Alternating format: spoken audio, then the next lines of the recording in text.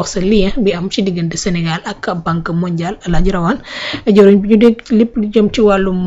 budget li jëm ci wàllum économie ak plan moom moo ñu ko daal di xamal di Abdourahmane Sarr que ni ñu ngi daal di gën a resserrer li nga xamante ni moom moo di les liens entre Sénégal ak banque mondiale par rapport à rapport yi nga xamante ne am nañ ko. waaw effectivement c'est vrai que sànq maa ngi wax ministre du transport Yankhoba Diémé 100 millions de dollars yi ma doon wax noonu ne moom lañ dégagé pour transport mais banque mondiale moo ko joxoon Sénégal donc accord la boo xamante ni ak banque mondiale lañ ko defee donc boo xoolee nag banque mondiale malgré situation bi fi am yëpp banque mondiale moom wax dëgg yàlla ba musul lâcher Sénégal en vérité naa ko waxee noonu parce que même bi ñu nekkee au cœur de rapport yi génnul chiffres yi nii la toll et cetera ben y a eu ay accords ak ay même des décaissements yoo xamante ni banque mondiale def na ko ba ci li nga xamante ni moo waroon trouver ay solution ci dette cachée bi nu ma koy tuddee solution yi ñu waroon mettre en place pour régler ko dañu amal sax appui technique ci de la part de la banque mondiale boo xamante ni daf ko joxoon état du Sénégal mu tolloon suma juumlu ci 10 milliards pour mën a aider ñu mën a trouver les solutions pour lii bañ a amati. donc banque mondiale en plus muy ñëw di indi li nga xamante ni moom mooy apport financier dafay indi également encadrement voilà dafay ñëw waxtaan ak Sénégal xool li nga xamante ni moom mooy agrégat yi xool li nga xamante ni moom mooy indicateur macroéconomique yi mooy comme li nga wax croissance PIB emploi et cetera donc pour xool ban axe lañ mën a accompagner Sénégal ngir mu mën a améliorer. Il n'en demeure pas moins que institution de Bretton Woods la te ku ne xam ne institution de Bretton Woods li ñuy dox moom c'est l'intérêt effectivement de ñi nga xamante ne ñoo ko sos mooy les occidentaux mais quoi qu'il en soit tey banque mondiale su lay abal xëy na du la abal yenn montant yu ngand yi mais forme bi mu la koy abalee pour nos pays yi nga xamante ne bariwuñu doole forme bu baax la puisque da la koy lebal ci at yu bari ba pare defal la ko ci ay taux yu ndaw a ndaw am na benn intervention bu Macky Sall doon def bien que sax xawoon na ko yéex a def wax dëgg fa yàlla parce que boobu fekk na jóge na ci régime bi donc moom dafa dem ba jóge ci régime bi après di wër di plaider pour Afrique pour que lu jëm ci wàllu bor ak yu mel noonu ma ne nag wax dëgg yàlla tu n'es pas très bien placé malheureusement mais bon bref li mu wax ak loo ko mënti reprocher ça reste une vérité mooy bokk na ci li sonal les pays africains mooy dañuy fekk un pays africain boo xamante ni dooleem demeewul noonu ñu lebal ko benn xaalis même montant boobu ñu lebal ko beneen pays boo xamante ne xëy na développé na pays boobu ñu jox ko ci durée bu yàgg pays africain bi ñu jox ko ci durée bu gàtt parce que tout simplement xëy na dañ ko wóoluwul que ni da nga mën a fay yu demee noonu loolu nag dafa nekk lu nga xamante ni dafay nëq les économies africaines parce que su fekkee dañ la lebal je vais dire n'importe quoi ñu lebal la 10 milliards de francs CFA daate la il faut nga fay ma ko dans 3 ans lebal ma 10 milliards ne ma il faut nga fay ma ko déwén je pense que xel lay gën a daal te yow itam mën nga ko def ci d'autres projets yoo xamante ni tu vas te dire de toute façon yàkkamtiwu ma j'ai 3 ans donc naa ko def ci foo xam ni dafay changer de manière structurelle sama économie dana jël du temps pour ma def ko mais d'ici 3 ans dana jur les résultats danaa mën a rembourser li ma war a rembourser donc su boobaa yow da ngay nekk dans une logique d'urgence du moins man damay nekk dans une logique d'urgence yow da ngay nekk dans une logique structurelle man ci conjoncture laay dox yow ngay dox ci structure loolu mooy suñu problème économie boo xoolee état yu bari régime yu bari yu fi jaar tout le temps dañ leen di sax taxé da ngeen di taf yëngal rek taf yëngal nag mooy conjoncturel loo xamante ni solution daar la il faut ma def ko tey léegi nag ki nga xamante ni dañ ko dafa am ay concessions mën na nekk ci ay at yu bari mais kooku il a le temps liggéey li mu bëgg a liggéey léegi nag loolu boo ko dee def faaw nga koy waxtaanee ak ñi nga xamante ne ñooy les partenaires parce que partenaires yi daf ci am lu ñuy tuddee ay partenaires multilatéraux am ay partenaires bilatéraux partenaires multilatéraux yi mooy ñi nga xamante ni ci institution yi ngeen di daje. boo demee FMI yaa ngi ñu baree ko bokk boo demee banque mondiale yaa ngi ñu baree ko bokk BAD banque africaine de développement pareil BID banque islamique de développement pareil c'est-à-dire ça c'est des institutions yoo nga xam ne ñu bari ñoo ci kii donc c'est du multilatéralisme. Partenariat bilatéral mooy Sénégal séq ak benn réew partenariat bi Sénégal di séq par exemple ak li nga xamante ni moom mooy France loolu d'ailleurs moo tax ñuy wax dette bilatérale mooy tey xëy nañu am nañu soxla France lebal nañu wala dem nañu Turquie lebal nañu wala Sénégal lebal na Gambie par exemple dette bilatérale maintenant nag bu dee ci marché yi léegi nag yooyu il faut nga ci alternative yooyu faa muy am dafa am loo xamante ne ci foofu nga koy jëlee ci institution yooyu d'ailleurs moo tax sax boo xoolee kii di Abdourahmane Sarr y a d'autres partenariats yoo xamante ni signé nañ ko ak BAD beneen bi ak BID bi Abdourahmane Sarr signé woon c'était 1600 milliards sur 5 ans beneen bi Cheikh Diba signé woon c'était 1350 milliards sur 5 ans moom aussi donc yooyu la ay dettes la yoo xamante ni généralement partenaire multilatéral yi nga koy jëlee mu nekk ay dettes concessionnelles yoo xamante ni da nga koy fay ci at bu yàgg a yàgg bokk nag ak dettes yi nga xamante ni ci marché financier yi la loolu c'est autre chose tu vois donc loolu mooy li nga xamante ni délégation banque mondiale bi ci loolu lay dox je disais bi ñu décaissé les 56 milliards que ni mënoo def exercice de transparence def exercice de vérité ba pare ña lay exiger ci sa gouvernance ngay def de la transparence di génne même alal ju bari di ko dugal ci ay ONG ay société civile pour ñuy surveiller état bi pour plus de transparence ba pare nga def cet exercice ñu wan la ginnaaw c'est tout simplement pas logique loolu mënul nekk. Voilà parce que loolu boo ko defee tout simplement yow yaay inciter nit ñi kon ñuy def de l'opacité ñuy nëbbatu donc Sénégal exercice boobu la def moo tax gars yi mën ñu ko bàyyi ginnaaw di dem di nekk ci leneen moo tax muy BAD muy BID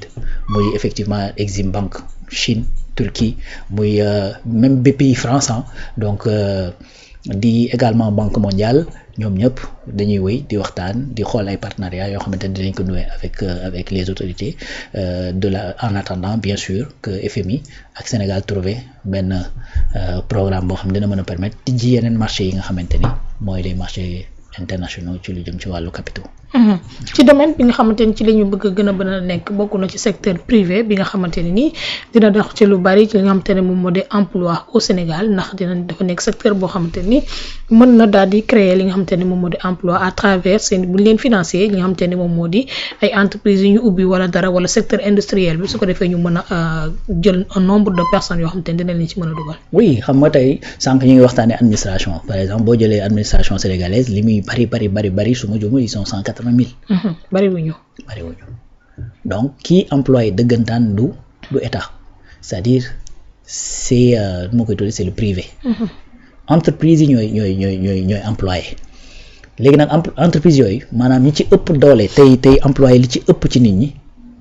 c'est l'industrie. parce que industrie tey enseignement dañ la wax ne jël nañ par exemple 500 enseignants du supérieur. après 200 enseignants yoo xamante ni sur technique am na yeneen 500 yu ñu doon waaj a jël. rien que Sonacos 2300 rien que Sonacos te pourtant Sonacos dafa nekk ci ay jafe-jafe fu mu toll état du Sénégal dafa yëkkatiwaat 25 milliards dugalaat ko Sonacos. mais malgré loolu 2300 emplois la généré donc industrie li nga xamante ni moom la mën a absorber ci emploi. c'est-à-dire moo gën a bari fuuf te comme état du Sénégal le régime actuel président Bassirou Diomaye Faye ak le premier ministre Ousmane Sonko lii see yéene à travers le projet mooy l'agenda de transformation nationale vision 2050 mooy changer de manière structurelle économie changer de manière structurelle mooy tey li ëpp ci li nga xamante ne mooy créer richesse ci Sénégal ci tertiaire bi la parce que économie dafa am ñetti branche dafa am primaire am secondaire am tertiaire primaire mooy lépp lu jëm ci wàllu mbay napp càmm ak industrie extractive bon ak les mines quoi donc secondaire mooy lépp lu jëm ci wàllu industrie tertiaire nag mooy lu jëm ci wàllu service la distribution la téléphonie l'internet et cetera lu jëm ci wàllu service les assurances les banques loolu mooy service te boo ñëwee Sénégal li ëpp luy créer richesse foofu la ne te li ëpp ci ñi moom loolu du ñu ay sénégalais. par exemple boo jëlee les li fi nekk ci téléphonie Free Xavier Niel Orange c'est les Français Xavier Niel français la également même ba ci je pense même kii c'est à l'époque en tout cas je sais plus ba xam ba léegi c'est des Soudanais mooy Yaas mooy comment ça s'appelle encore beneen kii bi bon Yaas léegi moom Yaas la tudd donc mooy Expresso tu vois donc xëy na Kirène moo fi nekk te loolu NVE noonu la ak comment ça s'appelle ak Promobile sénégalais même Kirène sax c'est plutôt des Libanais. Des Sénégalo-Libanais mais des Libanais quand même. Donc li ma bëgg a wax ci foofu rek mooy service bi du Sénégalais ñoo ko maîtriser donc li nga mën a def mooy fan la Sénégalais ëppee nga ni ci primaire bi. donc naa dem ci primaire bi ma daal di changer les choses bu ma changer les choses ba ñu commencer di bay lu bari ba créer de la richesse foofu forcément comme ñi ëpp ci Sénégalais yi foofu lañ ne bay danañ yëg développement bi ci Sénégal mais loolu doyul il faut nga industrialiser pour employer mais booy employer également il faut nga employer nit ñoo xamante ni dañoo am xam-xam dañoo am compétence ba pare dañoo wér. Il faut nga am capital humain boo xamante ni dana mën a suivre donc loolu mooy li nga xamante ni moom mooy reflété wu ci li ngay wax. mooy il faut que ñu xool l'employabilité nag boo koy xool da ngay xool premièrement kan mooy employeur bi naka la ñuy def ba privé bi mën a nekk dans des conditions nekk ci benn environnement d'affaires boo xam ne dana mën a propice ba danañ mën a màgg pour mën a employer ki ñuy employer également. lan lañ soxla ci moom mooy l'employabilité c'est-à-dire loolu mooy corrélation bi war a am entre formation bi may def ci kii wut liggéey ak liggéey yi nga xamante ni moo fi disponible l'employabilité donc ci loolu également dafa laaj ay waxtaan dafa laaj toog xool curricula bi xool li nga xamante ni mooy formation yi def xool besoin bi nga xamante ni moom la entreprise di am xool te loolu il faut nga def ko en collaboration avec le secteur privé avec les entreprises tout simplement yi nga xamante ne ñoom ñooy employé ñu mën la wax ne la ñun en vérité lii lañ soxla donc loolu mooy li nga xamante ni moom bokk na ci lii ministre bi di dox muy Abdourahmane Sarr donc nga xam ni moom moo nekk ministre de l'économie et du plan donc ministre de l'économie tout simplement dañoo bëgg a def changement systémique c'est à lui moom moo war a xool naka la ñu war a mën a ban modèle économique la ñu war a teg te modèle économique bi Sénégal di doxal fi mu toll nii actuellement mooy tout simplement le modèle easy mooy industrialisation par substitution des importations donc sànq booy wax industrialisation foofu day kii foofu lan mooy loolu mooy dañuy dem importer yi mais cette fois-ci bu ñuy importer dañuy importer loo xamante ni day permettre ñu installer des industries bu ñu installer les produits bi doot ñu ko soxlaa wuti parce que dañ koy defar loolu mooy industrialisation par substitution des importations tout simplement léegi nag loolu ministre bii di économie moo ko war a togg moo ko war a également planifier moo ko war a daal di koy jokkoo ak ki nga xamante ne mooy ministre des finances Cheikh Diba ne ko nii lañ bëgg a toggee économie bi fu ñuy jëlee alal ju koy def bu ko defee Cheikh Diba ne fii ak fii moom mooy ministre des finances war nañ faa mën a jëlee xaalis bu ñuy permettre bu ñu investir ci tel secteur fii ak 5 ans fii ak 10 ans ñu am ce changement systémique de l'économie jëlee ko ci tertiaire yóbbu ko ci primaire ak ci secondaire bi pour mën a employer le maximum de personnes te nag wax dëgg yàlla man jàpp naa ni ku la jox añ bu la diggee reer nga war ko mën a gëm emploi dañ ko fekk taux de chômage le président Bassirou Diomaye Faye régime da ko fekk à 22,3 je crois wàcce ko de 2 points régime bi fi jóge da ko fekk à 12 points nangam yóbbu ko ba plus de 20% donc daanaka en 12 ans le régime de Macky Sall dafa doubler li nga xamante ne moom mooy le taux de chômage en moins de 2 ans ñu wàcce ko de 2 points parce que comme li ma la wax y a eu effectivement des emplois qui ont été créés notamment li nga xamante ne mooy Sonacos notamment li nga xamante ne mooy dans l'enseignement li nga xamante ne mooy les volontaires du commerce les volontaires de l'agriculture ainsi de suite donc bientôt même dinañ gis ne loolu dana gën a yokk parce que les chantiers vont démarrer avec le budget de 2026 chantiers yooyu bu ñu démarrer da ngay gis ne ñu ci bari ñu nekkoon di liggéey ci chantiers yi danañ am des contrats de chantier par exemple c'est des contrats qui sont certes précaires gars yi sax dañ koy wax mais même lu mu précaire dina la mën a permettre nga jàpp ci dara di mën a yóbbu dara sa kër en attendant bien évidemment que ce changement structurel de l'économie ñu mën ko def ba nga xamante ni dinañ mën a am des emplois beaucoup plus sécurisés emploi précaire mooy boo xam ne par exemple mën nga ko am tey perte ko suba wala ñu employer la sur 2 mois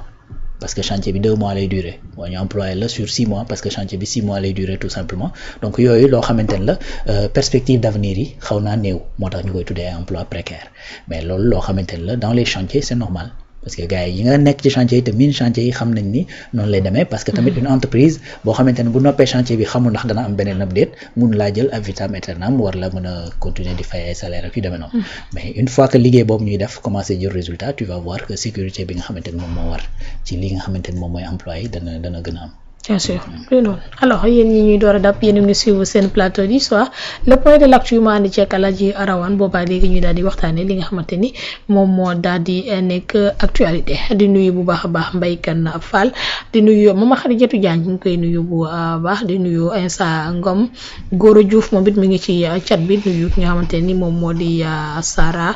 ñu ngi koy daal di